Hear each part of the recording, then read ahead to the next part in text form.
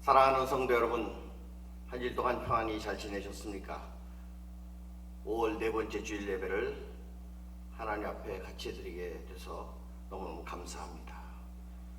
이번 주에는 특별히 주일날 시간이 되시는 분 줌으로 들어오셔서 같이 우리가 화상을 보면서 친교하는 시간을 갖도록 하겠습니다. 자, 오늘 함께 우리가 은혜 받을 말씀 로마서 3장 21절서부터 26절까지 말씀입니다. 성경을 갖고 계신 분들은 성경을 찾아주시고 로마서 3장 21절서부터 시작해서 26절까지 말씀 함께 묵상하도록 하겠습니다. 오늘 가장 핵심되는 주제는 어떻게 우리가 구원을 받을 것인가 말이죠. 구원의 중요한 요소죠. 무엇을 통해서 구원을 얻는 것인가. 가끔 사람들이 이런 말을 합니다. 예수쟁이들은 왜 귀찮게 끈질기도록 따라다니면서 예수 믿으라고 하는 것인가. 왜 그럴까요? 그렇죠. 우리는 뭘 알고 있기 때문입니다. 사람이 진리를 알고 나면 고집이 생기는데 좋은 것을 나누어주려고 하는 그런 마음이 생기기 때문입니다. 지금은 없어졌는데 강원도 태백이나 황지에는 예전에 탄광이 있었습니다. 그 탄광에 일하는 광부들을 막장 인생이라고 불렀다고 합니다. 깊게는 1km 이상 땅속으로 들어가다 보니까 엄청 그 안이 더워요. 평균 40도가 넘는 그러한 온도라고 합니다. 그렇게 무더운 곳에서, 깜깜한 곳에서 하루에 8시간 노동을 하고 그 속에서 시커멓게 먼지가 앉은 점심을 먹고 온몸에 땀이 번복이 되어도 그들은 참으면서 일을 해야 합니다. 공기가 너무 탁해서 석탄가루, 돌가루가 몸속에 들어가 허파에 쌓여서 나중에는 규폐증이라는 병이 든다는 것입니다. 그 규폐증은 폐가 점점 굳게 돼서 폐 기능이 할 수가 없게 되는 거예요. 그래서 젊은 나이에도 이 규폐증으로 세상을 떠난 사람들이 많다는 것이죠. 그래서 그들의 인생을 막장 인생이다. 어느 책에 보니까 탄광의 광부의 아들이 쓴 글이 하나 있었어요. 이렇게 기록합니다. 우리 아버지는 탄을 캐신다. 아버지는 나는 공부를 못해가지고 광부가 됐지. 어차피 못 배워서 광부가 되었으니까 열심히 갱 속에서 일해서 우리 식구들을 먹여 살려야 된다라고 얘기를 합니다.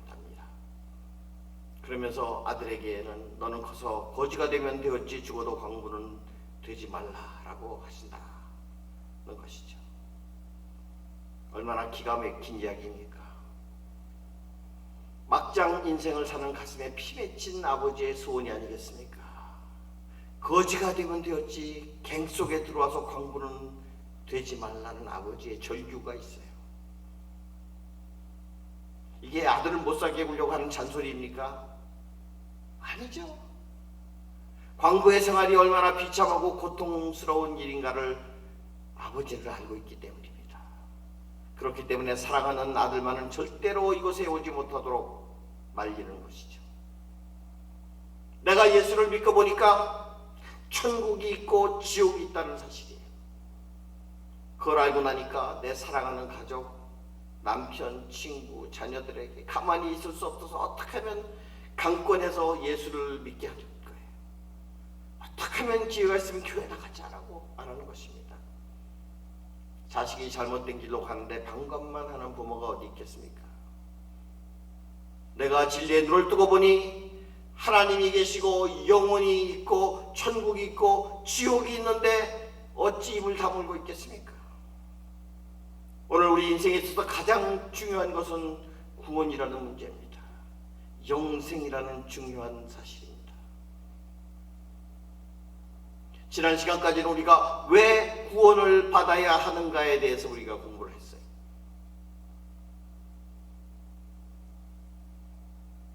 로마서 3장 21절 말씀에 이제는 율법에 하나님의 한 의가 나타났는데 이것이 율법과 선지자들에게 증거를 받은 것이다. 3장 21절입니다. 오늘. 근데 여기에는요, 우리말 성경에는 빠져있는 단어가 하나 있어요. 그것은 그러나라는 접속사입니다. 원문에는 그러나라는 접속사가 있어요. 이 그러나라는 앞의 말과 반전을 나타내는 표현을 나타내는 접속사입니다. 그 앞절에는 뭡니까? 3장 20절 보니까 그러므로 율법의 행위로 그의 앞에 의롭다 하심을 얻을 육체가 없나니 율법으로는 죄를 깨달음이니이다 라고 기록하고 있어요. 결론이 뭡니까? 율법으로는 의를 얻을 수 있는 사람이 없다는 것입니다. 그럼 어떻게 되는가? 그러면 다 죽을 수밖에 없지 않는가 말이죠.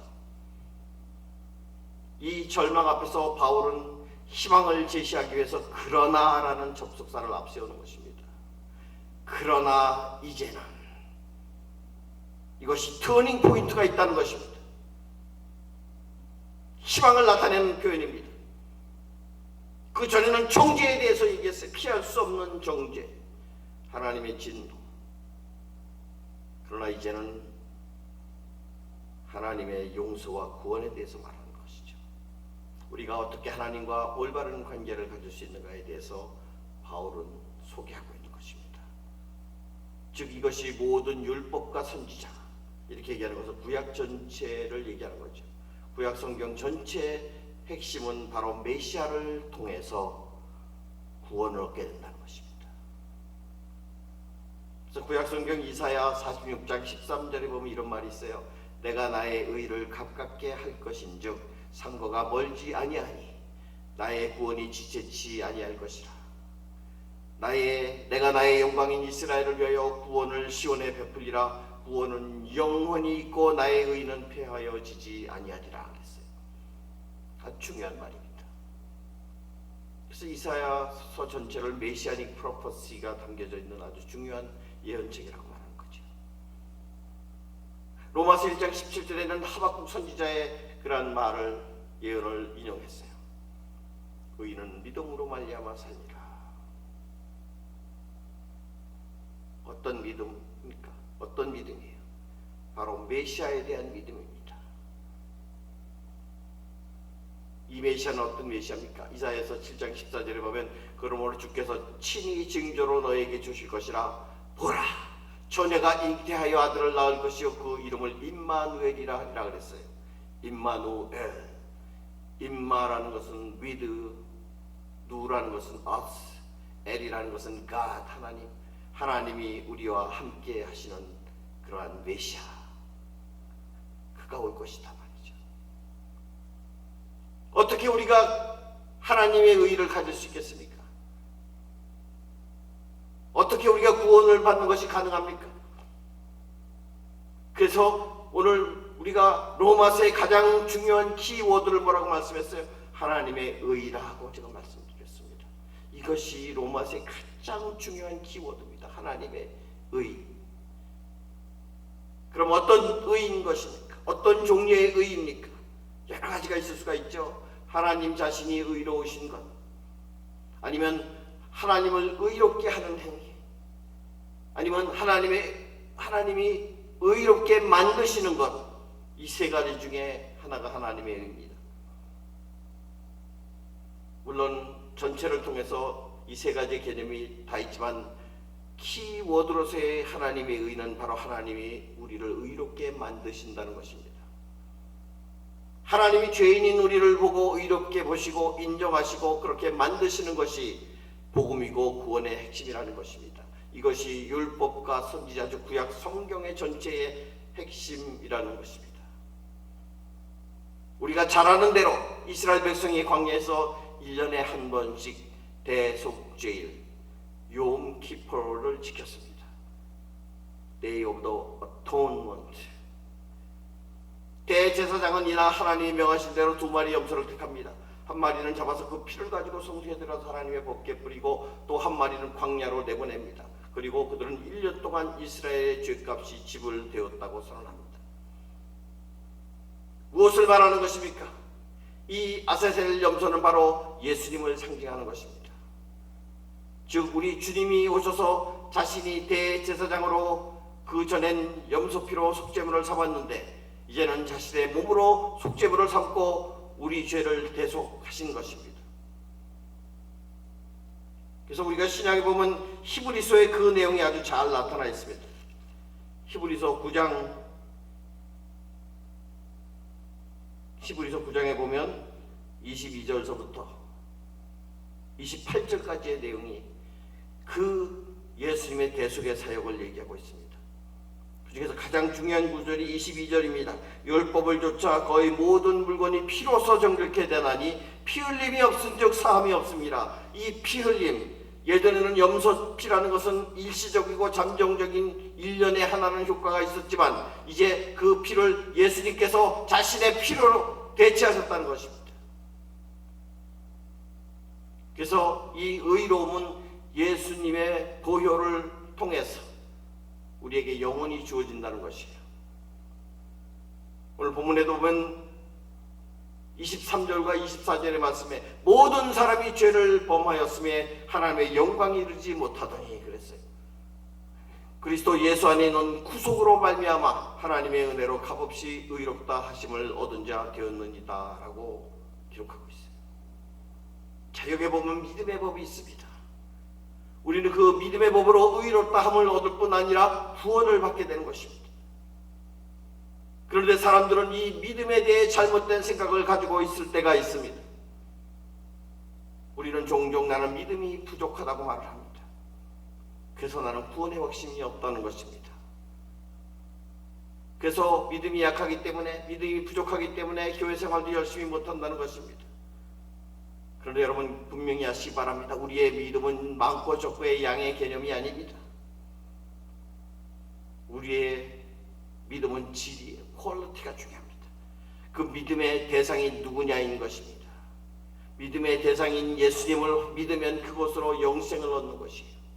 내 믿음의 사이즈가 아닙니다. 내가 믿는 하나님의 스케일에 따라서 얻어지는 것이라는 것입니다. 내가 담은 많은 내 기도와 교회 봉사와 공적이 아니고 그분이 말씀하신 진리를 통해서, 그분이 약속하신 말씀을 믿고 의지함을 통해서 내가 하나님의 의를 얻는다는 것이에요. 바울은 이 사실을 인정하고 믿은 사람이었습니다. 그래서 오늘 본문의 28절 말씀에 보면 그러므로 사람이 의롭다 하심을 얻는 것은 율법의 행위에 있지 않고 믿음으로 되는 줄 우리가 인정하노라. 인정한다 이렇게 했습니다. 여러분, 구원은 예수 그리스도를 신뢰하는 믿음으로 얻는 것입니다. 그리고 이 믿음은 하나님이 주시는 은혜로 말미암는 것입니다. 옛사람, 거듭나지 않은 사람에게는 근본적으로 그런 믿음이 있을 수가 없습니다. 그러나 성경은 분명히 말씀하고 있습니다. 에베소 2장 8절 9절 유명한 얘기 아닙니까? 너희가 그 은혜로 인하여 믿음으로 말미암아 구원을 얻었나니 이것이 너희에게서 난 것이 아니요 하나님의 선물이라. 행위에서 난 것이 아니니 이는 누구든지 자랑치 못하게 함이니라. 하나님의 선물인 구원. 이 구원에 대해서 신약시대고 복음시대에는 우리가 믿음으로 구원을 받지만 어떤 사람들은 구약시대에는 율법시대에는 율법을 행함으로 구원을 받았다라고 오해하는 사람들이 있습니다. 그렇지 않습니다. 모든 하나님의 의는 믿음으로 말미암아 받는다는 것입니다. 구약시대에는 장차 오실 그리스도를 기다리면서 그때그때 주시는 하나님의 약속을 그들이 믿는 것이고, 신약시대에는 오신 그리스도를 믿는 차이가 있을 뿐입니다. 하나님께서 마련하신 인간 구원의 길은 오직 믿음의 길이며 인간의 공로를 철저히 배격한다는 사실을 우리는 분명히 기억해야 합니다. 그렇다면 우리의 믿음은 어떠합니까? 과연 그리스도 안에서 하나님의 선물로 주어진 믿음입니까? 아니면 또 다른 믿음입니까? 구원에 대한 확신이 없고 내적으로 방황하는 신앙을 가리켜 꽃꽂이 신앙이라고 말할 수 있습니다. 꽃꽂이는 겉으로는 대단히 화려하게 보입니다. 많은 사람들에게 호감을 주고 향기를 날리며 아름답다는 칭찬을 듣습니다. 그러나 실상은 뿌리가 없기 때문에 오래가지 못합니다. 말로가 이미 예고되어 있습니다. 언젠가는 분명히 말라 죽게 됩니다. 얼마간은 생기가 있고 싱싱한 것처럼 보이지만 그것은 화병 속의 꽃처럼 오래가지 못한다는 것입니다. 그래서 견고하지 못하고 외적인 요소에도 금방 시들어 버립니다. 반면에 뚜렷한 구원관을 갖고 있다면 뿌리 깊은 신앙을 가진 거예요. 그래서 실생활에서도 아주 어떠한 환경과 어려움 속에서도 믿음을 가지고 강하게 살아가는 성도가 된다는 것입니다. 저는 우리 세계의 모든 성도들이 이러한 믿음을 갖기를 주님의 이름으로 간절히 축원합니다. 예레미야 선지자는 예레미야 17장 7절에서 8절에 이렇게 말합니다. 너희가 무릇 여호와를 의지하며 여호와를 신뢰하는 그 사람은 복을 받을 것이라. 그런 물가에 심기운 나무가 그 뿌리를 강변에 뻗치고 더위가 올지라도 두려워 아니하며 그 입이 청정하며 가무는 해에도 걱정 없고 결실이 그치지 아니하면 같으니라 그랬어요. 어떠한 환경에서도 열매를 맺는 그런 삶.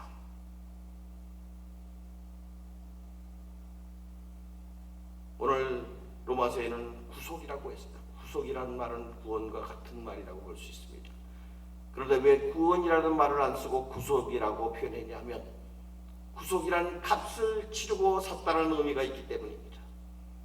우리가 구원을 받게 된 것은 마치 옛날에 노예를 값을 치르고 사듯이 예수님께서 우리 죄 대신 십자가에 달려 죄값을 치르셨기 때문에 우리는 내 대신 십자가에 못 박혀 죽으심으로 나를 핏값으로 사셨다는 그 사실을 내 마음에 믿으면 구원을 얻는 것이에요. 그러한 예수님의 그러한 말씀을 믿으면 구원을 얻는다는 것입니다. 그런데 사람들이 왜 복음을 믿지 않습니까? 왜 복음을 받아들이지 않을까요? 가장 큰 이유는 세상에 공짜가 어디 있는데 구원을 공짜로 준단 말인가 하는 생각이에요. 그런 것 있으면 너나 믿으라고 합니다. 맞습니다. 세상에 공짜가 없다는 그런 이치 때문에 이 귀한 구원을 엄청난 선물을 사람들은 받지 못하고 있는 것입니다. 제가 한 번은 한국에 있을 때 신방을 갔는데 신방이 끝나자 그 성도님이 가는 길에 떡 한 보따리를 싸주시는 거예요. 굉장히 컸습니다. 아마 한 15kg, 20kg 되는 것 같아요. 너무 감사하죠. 그런데 이제 가까운 곳에 또 신방을 몇 군데 더 가야 되는데 그거를 들고 다닐 수가 없지 않습니까? 그래서 이 떡을 어떡하나 생각을 하는데 문득 지나가다가 시내버스장이 있는 거예요. 보니까 거기에 물건을 배달해주는 그런 지게를 짓는 지게꾼들이 있어요. 그분들을 보니까 마음이 안 됐어요. 그래서 제가 다가가서 이거 가지세요 하고 주었더니 그 지게꾼이 저를 한참 쳐다보는 것입니다. 그 눈동자가 여러 가지를 얘기하는 것이죠. 미친놈 아닌가 하는 것부터 시작해서 공짜로 받아도 되는 거야? 의심의 눈초리, 불확신의 흔들림. 아직도 그 눈동자가 왔다 갔다 합니다. 왜 그렇습니까? 세상에 떡을 한 보따리 공짜로 주는 사람이 어디 있느냐 하는 거죠. 그런데 오늘 성경은 24절에 보니까 하나님의 은혜로 값없이 의롭다함을 얻었느니라 그랬어요. 은혜라는 것은 값없이 받는다는 것입니다. 믿기만 하면 구원을 얻는다는 것이에요. 그렇기 때문에 구원 얻은 성도들이 그렇게 감격하며 세상 것을 다 줘도 내가 얻은 구원과는 바꿀 수 없다는 것입니다. 미국에서 우리가 보면 알듯이 요새 노인들이 요양원에 많이 살고 계시죠. 요양원에 살고 계신 노인이 어느 날 갑자기 병이 들어서 이머전시에 들어갔습니다. 그래서 당분간 입원을 해야 되는 거예요. 근데 그 노인이 병원에 들어가기 전에 몇 주 전에 복권 하나를 샀는데 이 복권이 1,000만 불짜리 복권에 1등 당첨이 된 것입니다. 가족들은 그렇지 않아도 심장이 약한 그 노인에게 이 소식을 알리면 너무 기뻐하다가 너무 익사이팅 돼가지고 아마 심장마비로 죽을 것 같이 느껴졌어요. 그래서 이것을 알리긴 알려야 되는데 어떻게 할까? 가족 회의를 한 결과 그럼 목사님께 찾아가서 이 사실을 말씀드리고 목사님이 침착하게 상황을 보고 지혜롭게 말씀을 드리는 것이 좋을 것이다 생각을 하고 목사님에게 그러한 것을 부탁을 합니다. 목사님도 좋은 일이니까 흔쾌히 승낙을 하고 병실에 신방을 갑니다. 그래서 여러 가지 말을 빙빙 돌리는 거죠. 여러 가지 상황도 묻고 그러다가 이렇게 얘기를 합니다. 만일, 분명 제가 만일이라고 얘기했습니다. 만일 1,000만 불짜리 복권이 당첨되면 어떻게 하실 겁니까? 라고 물었어요. 넌지시 물었습니다. 그러니까 이 노인이 하는 말이 무슨 또 그런 얘기를 하십니까? 어차피 당첨이 돼서 저는 오래 못 살 것 같으니까 혹시 1,000만 불짜리 당첨이 되면 그 목사님 다 가지세요.